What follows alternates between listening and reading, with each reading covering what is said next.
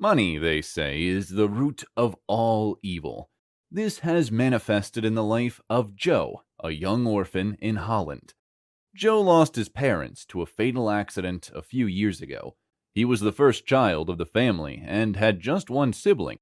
In other words, it was just him and his younger sister, Maria. Joe has always been an adventurous guy. He fantasized about the wildest things. Plus, he was a lover of luxurious and expensive items. He was ready to do anything to buy his dream clothes or shoes. He loved designers, which is not a bad idea. However, his parents were average citizens of Holland who left just a few properties for him and his sister. Joe's obsession and designers made him lose all possessions on shoes, bags, clothes, wristwatches, and necklaces. Joe has a girlfriend. Her name was Jessy. They were a bird of a feather that flocked together. She was in for all the expensive life. She admitted that she got attracted to Joe in the first place because of one of his designer wristwatches. All they do is rock the latest designers in clubs and attend parties. They drink in a stupor and ride each other home. They do the wildest things even as a teenager. Since there was no parent to caution or chastise them, they lived their lives to their fullest. The painful part was that of the poor Maria. She was just 6, but in a real sense, wiser than her 16-year-old brother. She often advised her brother to save up his money to further his education in college instead of the unnecessary, flamboyant life he was living with his girlfriend. Jessy never liked Maria, and Maria never pretended to be fond of her. Maria would go into her room or play with her street friends whenever Jessy was around, as she didn't want anything to do with her. She practically perceived her as a bad influence on her brother and couldn't afford to be influenced by her. Joe and his expensive girlfriend Jessy were out on one of their adventures on a fateful day. It was a gathering of rich kids. These guys were in a league far from Joe and his girl. These guys wore expensive clothes, and it wasn't difficult to notice them. Even the blind could easily sense that they were rich kids. Joe and Jessy felt intimidated and oppressed. Something unexpected happened. While everyone was enjoying the music and grooving to the buzz from the gigantic speakers, Joe and his girlfriend were active dancing like everyone else. In the midst of that, a young white guy approached them. The guy had an average height, with a smooth face. He looked fresh and was sparkling in a dimmed room. His smell gave a mixed feeling. He smelt like mint and berry simultaneously. As he approached them, Joe ignored his presence as he wrapped his hand around his girl to claim territory. But it seemed Jessy wasn't playing that. She stylishly took Joe's hands and stared at the other guy intently. The guy got closer and softly whispered into Jessy's right ear. Joe was lost at this moment. He couldn't grasp what was happening. Is this someone trying to throw advances at his girl in his presence, and his girl seems to be enjoying the whole moment? He immediately tried stopping whatever was happening, but his girl stopped him before he could say much. She advised him not to create a scene or constitute a nuisance, as the gathering was filled with rich guys and they could do and undo things. He immediately calmed his nerves while he observed the whole moment play out. The white guy stretched forth his hand, opening his palm. He was asking Jessy out on a dance with him. Joe was surprised after he saw Jessy compliment the white guy's hand with hers. Like a dream, Jessy left with the other guy and winked at Joe, telling him she would be back shortly. That didn't sit well with Joe. He lost the whole vibes and mood to party as he dashed out of the dance hall. He headed home. He met Maria at home, playing with her toys. He stormed into his room, ignoring Maria. Maria quickly noticed something was wrong with her brother, so she joined him. She asked him what was wrong, but he was not going to tell. After much pressure from his sister, who didn't seem to take no for an answer, he slapped her and chased her out of his room. He pushed her through the stairs. She hit her head and sustained a head injury. After a few hours, Jessy was spotted at their gate. Maria, on sighting her, ran to the gate and told her to go away as her brother was done with her. While at that, Joe heard his sister is shouting at someone at the gate. He swiftly stood up from his bed and checked through his window, shifting his curtain to one side. He saw Jessy and ran outside immediately. He ordered Maria to go inside so he would throw her out of the house. He asked Jessy what she was doing in his home and asked her to go back to the guy he abandoned him for. Jessy begged that he allow her in so she could explain herself. After a lot of pleas and explanations, Joe forgave Jessy. The excuses were genuine to him. Besides, he loves her. Maria felt sad that the girl was back in her brother's life without stress. After the saga, Joe took it on to ask Jessy the valid reason behind her actions. She told him it was the guy's expensive designer wristwatch. She explained further that she had come across that particular wristwatch on Alibaba, which was newly launched. Joe wanted to satisfy his girl. He swore he was going to get the exact designer wristwatch for Jessy. Jessy, instead of being happy, had a nice laugh. Joe was curious and had to ask her why she was laughing. She opened up that the wristwatch was damn expensive, and where the heck would Joe get the money? Joe sighed and bowed his head. He seemed to be thinking about how to get the money. After a deep thought, he suddenly shouted, "Crowdfunding!" The confused Jessy looked at him with distaste as she asked him what he meant by crowdfunding. "Since you started following the rich guy, did you forget the meaning of crowdfunding?" he asked ironically. Jessy explained that it wasn't the meaning, but she finds it difficult to draw the correlation between crowdfunding and getting a designer. Joe quickly chipped in his idea. He told Jessy that he would open a GoFundMe account and get people to donate money for him. "What would be your reason for the donation, then?" Jessy asked him curiously. "I need it to buy a designer for my girlfriend, of course," he replied innocently. "Are you silly, Joe? No one would donate to such a cause." Joe was enlightened. At this point, Joe was confused and had gone blank of ideas. Jessy explained further that the people would only be compelled to donate when it has to do with sympathy. Jessy told Joe she had a better idea. Joe quickly asked her what the idea was. Jessy told him that they would need to get someone who was ill and open an account for the person. Joe told her doesn't have anyone who is sick around her. Jessy said they could make his sister, Maria, sick to achieve their aim. Joe said that's fine, since it will be a stunt. Jessy frowned and quickly told him they would have to make it real. Joe was confused again and asked several questions about what Jessy meant by making it real. Jessy calmed him down and told him it was not difficult. Since he detested his sister, how about they eliminate her? Joe was shocked. He didn't want to do this to his only sibling, but he loved Jessy and would do anything for her. He listened to Jessy. He asked her how they would go about it. Jessy promised to get a poison that would kill gradually. They would use the poison on him for several days, and hopefully by that time, they should have garnered enough money for their designers. They set out to execute their plot. Jessy gave Joe the poison she had promised. Joe injected the poison into Maria's chocolate. By the following day, she began feeling unease in her tummy. While she struggled in pain, her brother brought out his phone and recorded her. He used the video to gain the sympathy of the populace. The budget he set up to get his sick sister treated was $3,500. After 3 days, people supported and amassed almost $4,000. Joe, who couldn't contain his joy, quickly placed a call through to his girlfriend. He informed her about the new development. They were both happy they came up with the best idea. Joe felt it was time to call it to quit, but Jessy seemed to enjoy the playout. She told Joe they would have to continue if they could get that amount in just 3 days. What if they stepped up their game and went a week? Jessy advised that they strategized again. This time, Joe would do a video of himself appreciating the public for their kindness and praying for them, and at the end of the video, he should start crying and tell them that the doctor said they would need more funds to get his sister stable. Joe thought of it as a brilliant idea and thought of trying that out. Joe continued injecting Maria's chocolate and would continue for the next 7 days. After the 5th day, they were able to amass over $10,000. Joe and Jessy were pleased. That was like a jackpot to them. Maria, on the other hand, was getting weak by the day.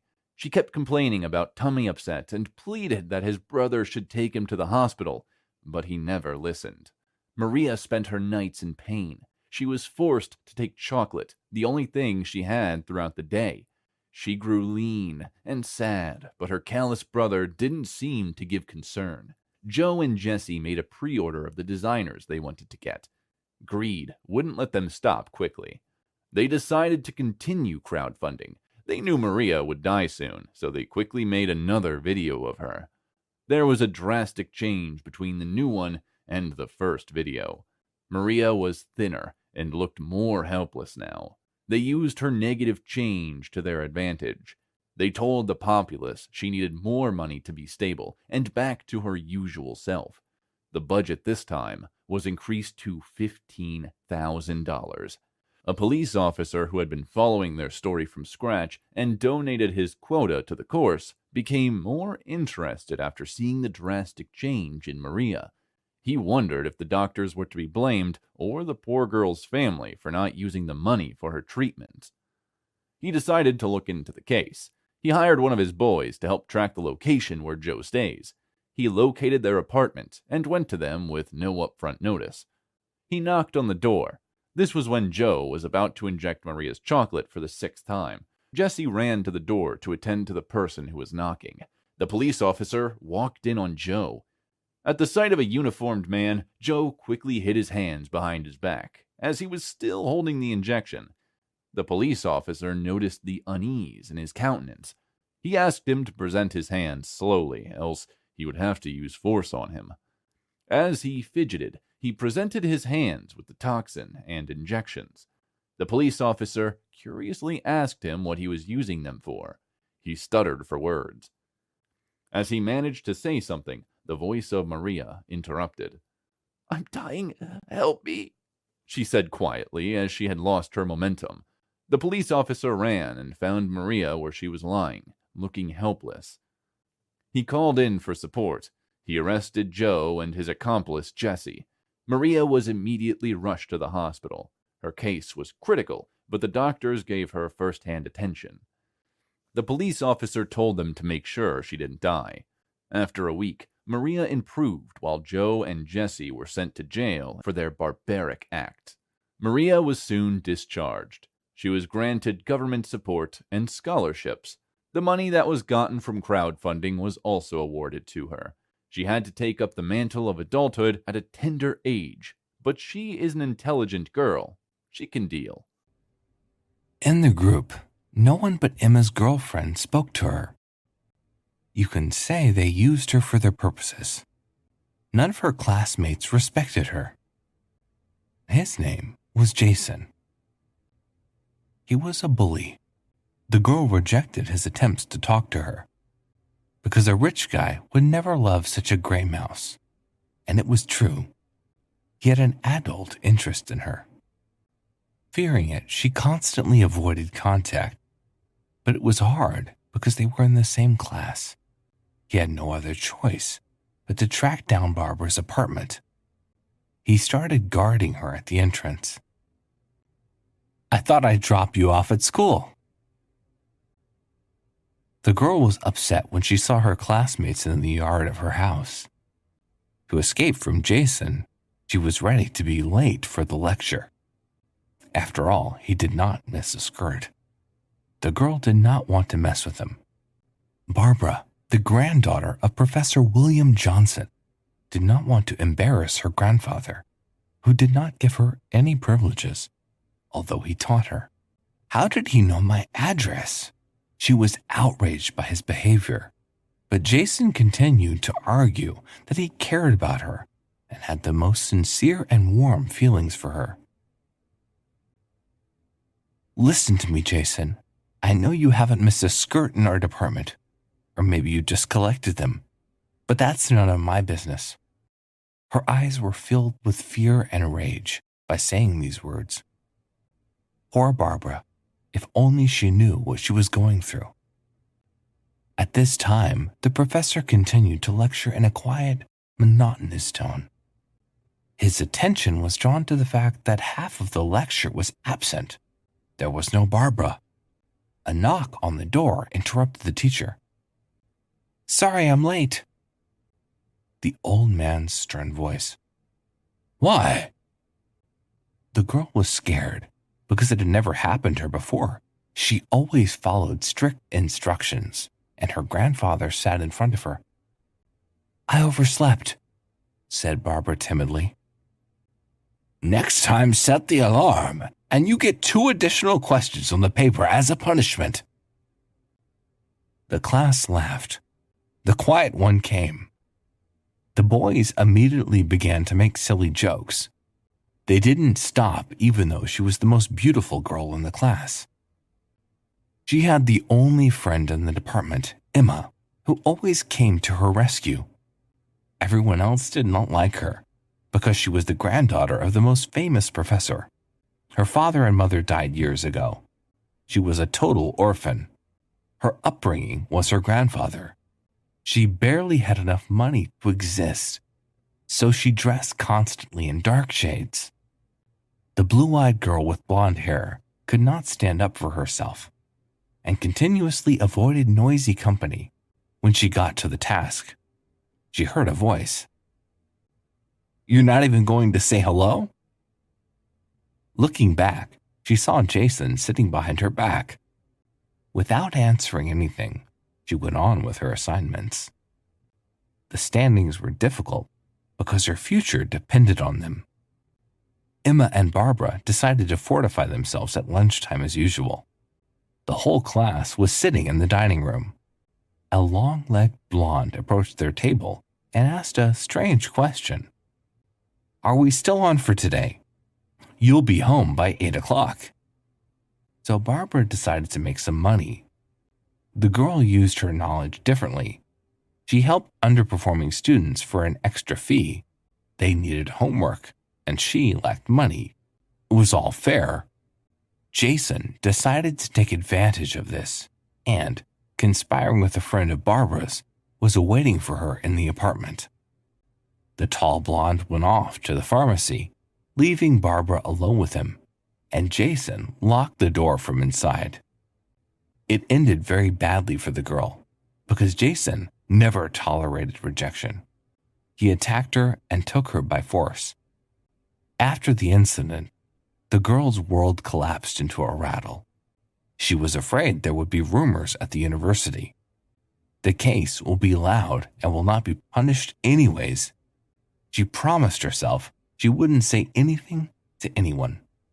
Barbara did not report him to the police, as the father of the rapist was a mighty man. There was no point in fighting him. With ragged mascara on her face and pain in her heart, she strode through the dark streets, avoiding people and car headlights. In addition, that evening, Grandpa was taken to hospital with another heart attack.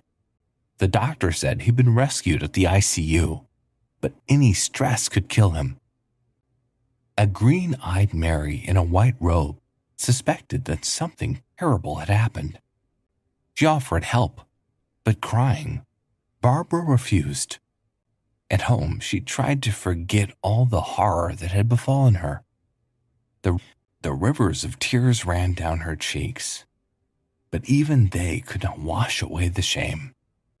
For a month, the girl did not leave the house. She constantly put on a hood on the street and was hidden from the eyes. Her grandfather was discharged home. At the next tea party, the older man's attention was drawn to the fact that his vast appetite ate chocolate cake. Barbara, when did you have time to love chocolate cakes?" "I don't know," she answered. Because in our family, only your mother loved it when she was pregnant with you." "Well, I'm my mother's daughter," Barbara grinned, but her thoughts said otherwise. She drove them away all night. The following day, she couldn't stay at home. Grandpa was discharged from the hospital. Now he was at home, so he would immediately suspect an accident and molest with questions. After a whole month of missed lectures, Barbara decided to study. She was so hoping for the support of her friend Emma. She wanted to tell her how it was going, but something was in the way of stopping. She thought it was not the time yet. She walked into the classroom and saw Jason in the company of that girls. Her eyes filled with tears of shame. She hated him, blamed herself. It was my fault, she kept telling herself, with her face gleeful and a finger pointed at her. Jason continued to tear her heart to pieces. Despite this, she continued to walk and keep her head up high as possible. Unable to withstand the pain, she fell unconscious right before him. A month later, it turned out that Barbara was pregnant. She tried to have an abortion, but the doctors did not advise her to do so because of her rhesus factor. In the future, there might be a possibility of not having children. Barbara, desperate, did not know what to do. Professor William heard about the incident from a close friend of Emma's and immediately convinced her granddaughter not to do anything stupid. He didn't care about the details, and he was glad Barbara was having a baby. When the girl's mother died in childbirth, it was because of the consequences of a failed abortion that her father forced upon her at a young age. After Eva's birth, her grandparents and Emma helped Barbara, who took care of her daughter unwillingly. She couldn't stop thinking about the circumstances under which her daughter had been conceived. She felt she was failing as a mother. One day, Jason found out that Barbara had given birth, began to intimidate them. He didn't want people to know he was the child's father. William had become witness to the scene, and his heart had broken. He had passed away. Barbara was left all alone with her child. She struggled through grief and realized she could not cope with a daughter who cried endlessly. Then, she left the stroller with Eva near the children's clinic. Along with the child, she put a note there, asking her to take care of the baby, and indicated her name. It was 7 long years after the tragedy. Barbara worked as a secretary at the bureau and was married to Simon. The man was hurrying with the wedding, but Barbara constantly stalled the process. The man felt that a concrete wall had grown between them. The bride was closing more and more against him every day. The concrete wall was her past, which the young man knew nothing. Simon didn't think she was sneaking around to watch her daughter grow up. She kept an eye on her life and gave her birthday gifts through her best friend. Emma worked at a charity foundation, so it was easy for her to see Barbara's daughter. Eva's fate was miraculous. She was adopted by the head of the children's fund, John and Mary Snow. Barbara understood the complexity of the situation. She couldn't just take her daughter away from her a few years ago. To do this, she had to take the baby by force. In order to not cause stress to the child, she had to find a way out. The woman decided to go rogue and play child psychologist and many nanny roles simultaneously. So she came into the family and started living with her little girl under the same roof, presenting herself as a child specialist. It seemed all the troubles were over, but Jason came out of nowhere. The guy came to John's house. He said he was the daughter's birth father and asked for a substantial amount of money to get rid of their biological mother. Mary Snow realized this was the only chance to get rid of Eva's biological mother once and for all. Jason conspired with Mary Snow to get rid of Barbara for a decent sum. One day in an argument, John Snow decided to kick his wife out of the house. As a result of the quarrel, Eva learned that she was their adopted daughter. In tears, she ran to her room. A desperate father threw everything into letting the young lady know he loved her madly. Mary could not understand why her husband had allowed Barbara into the house and treated her so well because she was a servant. there was no end to her jealousy. She feared Barbara would take away her husband. One night, a message arrived on Barbara's phone with an address. She drove there without slowing down. The door was left open, and when she came in, she saw Jason lying in a pool of blood, the knife handle sticking out of his chest. Frightened, she called the police. As the only witness, she was detained until the circumstances were clarified. The interrogation revealed that the prints on the knife were left behind when Jason tried to pull out the knife. Barbara wouldn't let him do it because he could have bled out and died before the doctors arrived. Even though he was cruel to her, she fought for his life to death. A small silver earring was shown to Barbara in the hopes that she was the owner of this taming. The girl couldn't remember when she saw the object. Sometime later, she called John, claiming that this jewel she saw on his wife Mary, and asked for his help. John remembered that this evening his wife was away somewhere. When she came home, she was confused and pale as snow. She went straight to the bathroom, where she spent quite a while. By juxtaposing all these facts, John began to rummage through her things in the hopes of finding a second earring. But the woman took care of it and got rid of the evidence. Out of desperation, John rushed to review his wife's photos on social media and found evidence implicating his wife. It was a deer horn earring. John persuaded his wife to confess to him during a quarrel to extract a confession of murder and clear the name of an innocent girl. At that time, the audio recording was turned on.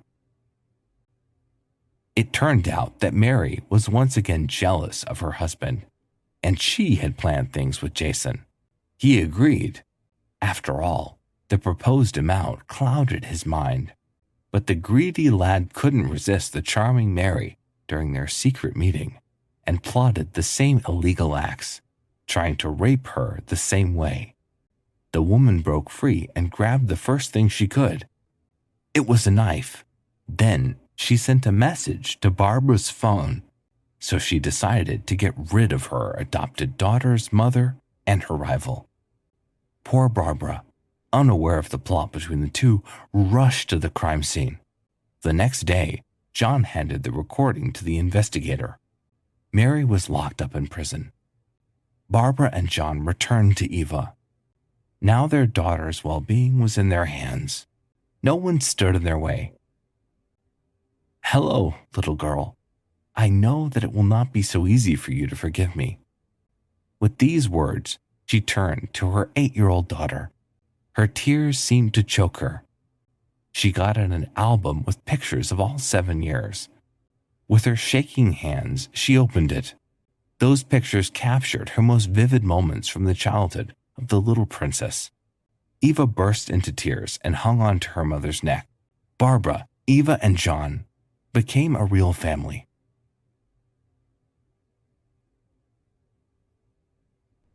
It was an early Monday morning, and it's going to be a long day at work because last Friday, I called in sick because I was recovering from the hangover I had on Thursday night, after my friends forced me to a club to celebrate one of ours, who just got promoted at work. I had so much to drink, even though I was supposed to take just a little, because my tolerance for alcohol was low. Hence, the hangover was inevitable. I lost myself while dancing, and as far as I remember, I danced like no one was watching, even though I could be timid on a typical day. I'm an ambivert, so blending into the social part of me wasn't so tricky anyways. Besides, I was drunk, and you know what alcohol does. It brings out the crazy amount of you with some confidence. Some guys shot their shots at the club, but I never gave them attention, as I assumed them to be time wasters, especially white guys. I had learned the hard way from my ordeal with my ex-boyfriend, who was a redneck. He'd generally given me a wrong impression about white guys. A story for another day. While I turned all of these guys down, a particular black dude got me hands down. I didn't know what he did to me, but I must confess, it got me real good. I didn't hesitate when he offered to buy me a drink, and even invited me to dance with him. even though I had turned down tons of guys that had come earlier. The last thing I remember at the club was dancing with him, and the next thing was finding myself in my bed after a call from my office woke me on Friday morning. I had even missed previous calls while sleeping. I probably might have dozed off after dancing with the guy when my friends brought me home. I'm a young black woman in her late 20s with a good paying job. I often get the "you are so lucky" line, but I waved it off as I don't regard it as a compliment, as I don't believe in luck, but rather hard work. My hard work has got me to where I am today because I work extraordinarily to earn extravagantly. I'm a beautiful damsel because the mirror doesn't lie. My friends often compliment me while I giggle and blush softly, trying not to make it obvious, you know, the big girl thing. On a more serious note, I need no one's approval to accept that I'm beautiful. My philosophy about beauty is that every human, black or white, is gorgeous, as we are all fearfully and wonderfully made. I'm ready for today and all the stress that comes with it since I skipped Friday, and Monday is a naturally busy day. Deep down I pitied myself but shrugged my shoulders after remembering I am blessed with the best colleague at work. My colleague is named Mark. He's a sweet guy. He helps out with everything. He always makes work easy for me, justifying his kind gestures with a particular statement: "You're an angel and you deserve zero stress. I'll help you out." I can't help but blush whenever he utters this line, as the line never gets old. A noticeable blush this time as the big girl in me vanishes, and I often react with a smile and a soft tone. "Thank you." As I got to work, I noticed Mark wasn't in his seat, and that was so unlike him, as he gets to work before anyone does. So I asked the secretary why Mark wasn't in the office yet. Then she gave me the shocker of my life. Did you guess what she said? Possibly you thought right. The secretary informed me that Mark has been sick and won't be coming today, as he was even absent on Friday, as was I. This isn't good, I muttered. I said further that a good guy like Mark doesn't deserve to fall sick. Just then it crossed my mind why he didn't call me on Friday morning, as I didn't show up early, because he gives me the first call each time I stay late, before the secretary calls. But he didn't even call throughout the weekend. It was unusual, and I should have sensed that before now. I felt terrible. I didn't call the poor guy, but I was going to make it up to him by stopping by his apartment after work to check on him and drop off some provisions. I knew I was in deep shit at that moment. I received the information about Mark from the secretary. I'd have to cover for all of the work myself, and at least cover some of Mark's, because he would do the same if I were in his shoes. I've got some brief board meetings to attend and some proposals to submit to the boss. I immediately started the work. I still had some other tasks. I will reach the nearby mall to get stuff done after work hours, drop by Mark's apartment, prepare dinner when I get home, and then prepare for the next day. As a senior staff member, I close at 4 p.m., but I have stayed till 5 p.m. already, and I need to start packing up to attend other things I scheduled for the day before night comes. I will cover the rest tomorrow since I listened to the urgent and important ones already, I said to myself as I dashed out of the office. I divided my tasks as I set a proposed timetable to make them attainable and more accessible for me. I drove to the mall down the road and finished shopping even before the time I had set. At least I'd have more time to myself. The next was to visit Mark. I immediately started my car engine. It gave a weird sound, but I didn't even mind. I zoomed off. Did I mention Mark's house was far from the office? How he managed to get to work before any of us every day is what amazes me. He's a workaholic. I was on a highway and I was driving so fast. If you saw my pace, two things would likely cross your mind. I had just joined Dominic Toronto and his colleagues for another fast and furious race, or I was driving for Professor in another money heist mission. The experience, however, didn't end well. Just while I was enjoying my whole fast and furious ride, one of my car tires blew out of its spot while the car was still in motion. I was scared that it didn't even know when I matched the brake. My steering had stiffed, and the car's screeching sound as it reached to the brake got me scarier, but thankfully it stopped. I believe God loves me because I might have lost my life to that accident, but I came out without a scratch. I get out from the car as I was trying to imagine what would have happened if the vehicle had refused to stop. I was grateful to God. I immediately ran to grab my phone in the car to call my mechanic, but it was off already. I left my charger home and didn't even have a car charger. It became apparent that I was stranded as I didn't know what to do next. It was a deserted highway with just a few passing cars. I tried waving down for some vehicles in motion to signal for aid, but none waited. I got tired and frustrated, as no one was ready to help, possibly because it was a dry area and it was getting cloudy already. But all I needed is a damn phone to call an Uber, I grumbled. I was worn out and felt like crying, as little things drove me teary. How do I manage the timetable I had set? I said to myself as I kicked the car in anger. It was painful, but I didn't mind. After a few minutes, a Ford 150 drove past me, but pulled over after a few seconds, just around where my car stopped. I saw a redneck guy come down from the vehicle, approaching the direction where my car stopped. I looked away as I didn't expect anything good to come from a redneck guy, and had promised not to have anything to do with rednecks. I needed his help, but my ego was more important than whatever favor I thought within myself. The next thing I heard was a baritone voice asking if there was a problem. I immediately answered him, claiming everything was fine, but he insisted that a young lady wouldn't just decide to stay on the highway if everything was fine. I yelled at him to let me be, but he insisted he only came to help. For a second, I thought it would be nice to trash the ego as I needed help. He was about to take his leave, since I wasn't ready to give him an audience like the gentle guy I suppose he was. Swiftly, I asked him to wait as I moved towards him reluctantly. I explained how my tire suddenly blew out, and it's awful as I have a lot to do within a short period, and I'm running out of time already. He didn't utter a word as he moved around my vehicle, checking if any other part of my vehicle had developed a fault. Still, I guess it was just the tire, as I had to take it to the workshop for a monthly mechanical checkup, and my mechanic would have hinted to me if he had detected anything. Not long after, he made a call to someone, and all I could hear was, "Yeah, I'll text you the address right away. Thank you," and he dropped the call. That must have been his mechanic. I was lost while standing because I would have doubted if anyone had told me earlier that a redneck would be saving my ass this evening. He was typing on his phone while I tried to process the unbelievable. I supposed he was texting the mechanic. When he finished, he asked where I was going. I told him I was headed to a colleague's place before my car tire blew out. He offered to drive me down, but I rejected him. As I shouldn't stress further, he insisted, so I hopped in his car.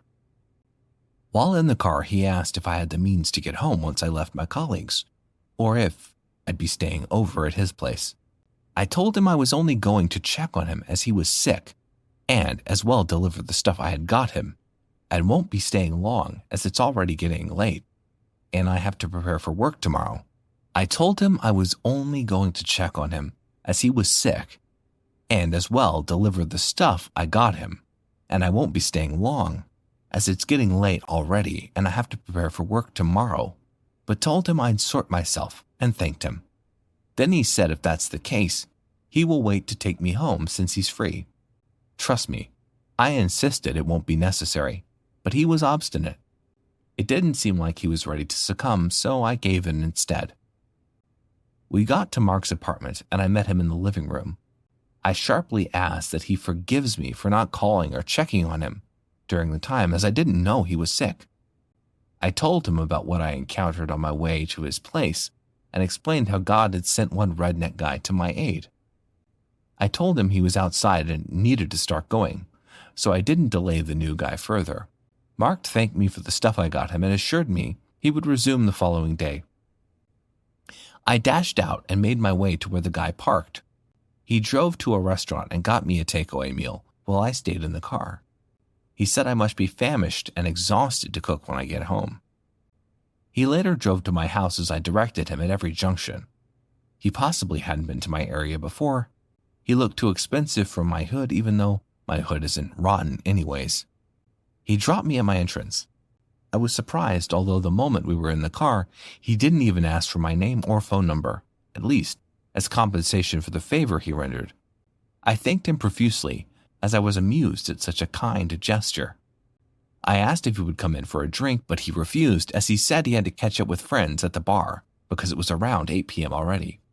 When he was about to go, he told me my car was safe as it had been towed to his mechanic's workshop, who gave him the update when I was still with Mark. I was ecstatic.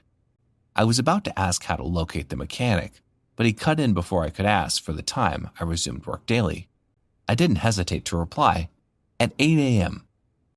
Although I didn't know why he asked, then he informed me he had already sorted my car expenses, which would be delivered to my compound before I leave for my office tomorrow, as he would text the mechanic my home address, and he zoomed off. I stood as I watched his car disappear into thin air.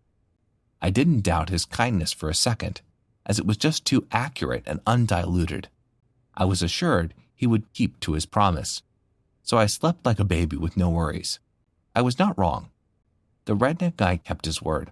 The mechanic's honk on my gate woke me the following day, as he delivered my car with a new set of tires.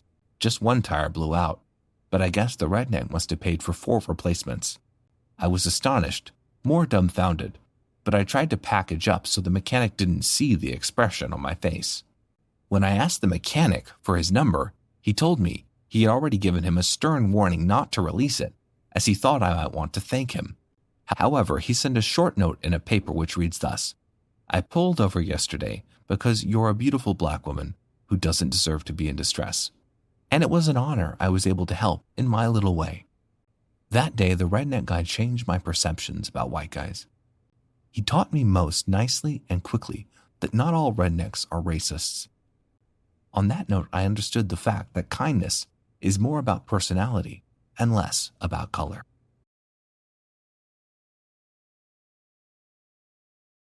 Alice and Jack met at a nightclub. Alice went there with friends to celebrate her 18th birthday. It was her first outing into the night social life, so to speak. Before that, her parents did not allow her to visit such places, so it was a whole event for her. It was at the club that she met Jack, who was 10 years older than her. He was already an accomplished guy. He had a great job as a history teacher at the university. In addition, he was also engaged in tutoring. He had no complaints from his students, so he earned very well. Jack immediately liked a young girl who was very beautiful. He came to the club for his friend's birthday. Since he was driving, he did not drink alcohol, but he watched others with interest. He invited Alice to a slow dance, then another, and another. And at the end of the evening, the girl fell in love with her older admirer. She gave him her phone number and then waited patiently for his call for several days.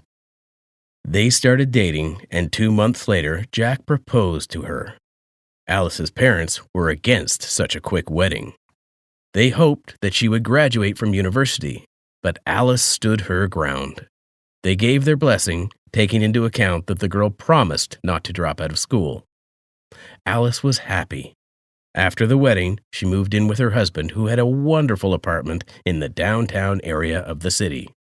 She did not drop out of university and kept her promise because she graduated. She and her husband had a great relationship.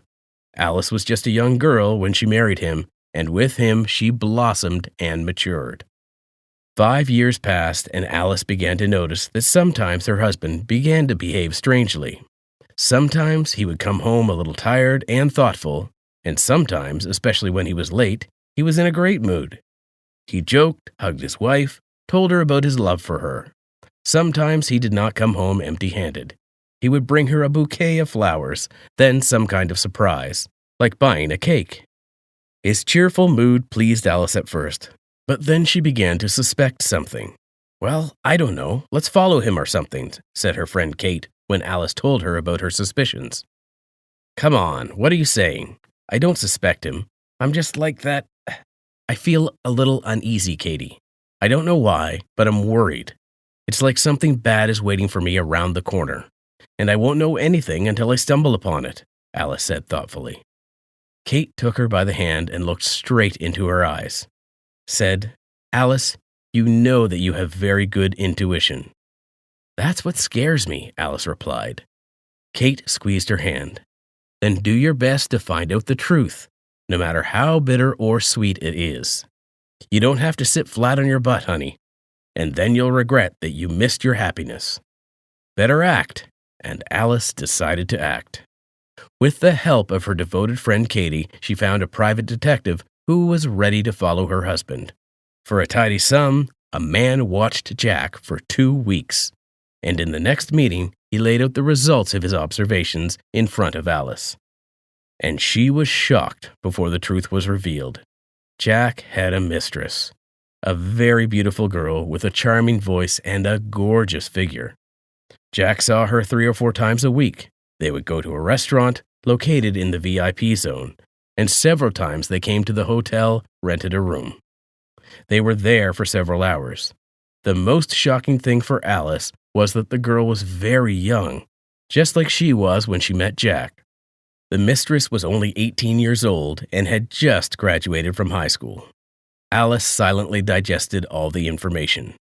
She was ready to cry, but right up to the moment when the detective told her, "The information, as I understand it, is very important to you, and I have done something else for which you will have to pay extra. In addition to these pictures on the street, I also took a series of pictures of a different nature. Of course, additional expenses were required here to ensure the confidentiality of access to the hotel room. You will have to reimburse me for monetary damages, but I thought it would be important for you. It seems I was not mistaken." Of course he was not mistaken. Alice was willing to pay any money for such evidence. Seeing Alice's enthusiasm, the detective asked for twice the amount he was going to announce, and Alice did not even raise an eyebrow. She didn't have that kind of money with her, but she transferred that amount. She knew that her husband would have questions about where she spent such an impressive amount, but she would come up with something. She would say that she had paid a fee for an expensive fur coat. This would convince Jack. As soon as the money was transferred to the detective, he handed her a hefty envelope and a flash drive with a satisfied face. "All of the information, both photos and videos, is on a flash drive. But, for convenience, I also printed everything in paper form. I hope you were satisfied with my work. If you ever need my help, then I am ready to do anything for you. You see, everything, not just a detective investigation." Hints that the detective could perform not only legitimate operations caused Alice a feeling of disgust, but she was even more disgusted by the pictures of Jack's meetings with his mistress, whose name was Emerald. Even her name was beautiful, and the photos showed the smallest details. Yes, she should have shown more gratitude to the detective. He spared no expense on the equipment. The faces were clear, and the photos were from different angles. Half of the pictures were taken near, half from far away. Alice felt sick. That bastard! He seemed such a wonderful husband, but in fact, the most ordinary womanizer. And the girl! Still milk on the lips is not dry and already tumbling with other people's husbands. That snake! Kate was indignant when a friend showed her the pictures. Alice didn't say anything. She herself was in love with Jack at the age of 18. It's no wonder that this girl also got caught in his web. She cried over these photos the whole day before. Jack asked her in the evening why her eyes were so red, and Alice simply replied that she had a headache. But now the girl had no tears. She realized that Jack had trampled on her love, and she longed for revenge, but only such revenge as to destroy Jack. She needed to come up with something that would ruin his life, and then she would leave him. Thank God she had a diploma in her hands, so she will be able to get a job and support herself. It's good that her parents forced her to study. No, look at that. And he also does tutoring. Yes, he should be kept away from decent society, Kate persisted, swearing more and more. And then Alice had an idea. Jack is tutoring, teaches at the university, and he values his reputation very much. He is quite calm about any mistakes of other people, but he carefully monitors himself.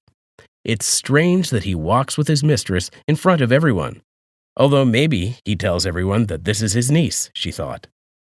Alice realized that a ruined reputation would be the best punishment for her husband, and she began to implement her idea. To do this, she called a detective. If he's not just doing surveillance, then he could help her. He was just the right kind of person. Unprincipled, cunning, resourceful, and she needs him. She called him. He recognized her immediately. Or maybe he wrote down the number of a generous client. Most likely it was because when he picked up the phone, his voice was very sweet and friendly. "I need your help. No, there is no need to follow anymore. No, the photos are no longer needed. I need a different kind of help. I'll tell you." And Alice told him what she needed to be done. At the end, she announced the amount she was willing to pay for this service. When she finished speaking, she heard the detective's insinuating voice. "A very generous reward. For that kind of money, I'll do anything you say. I am completely at your disposal. I need something else from you. If you get me the list of his students, it will speed up my work a lot."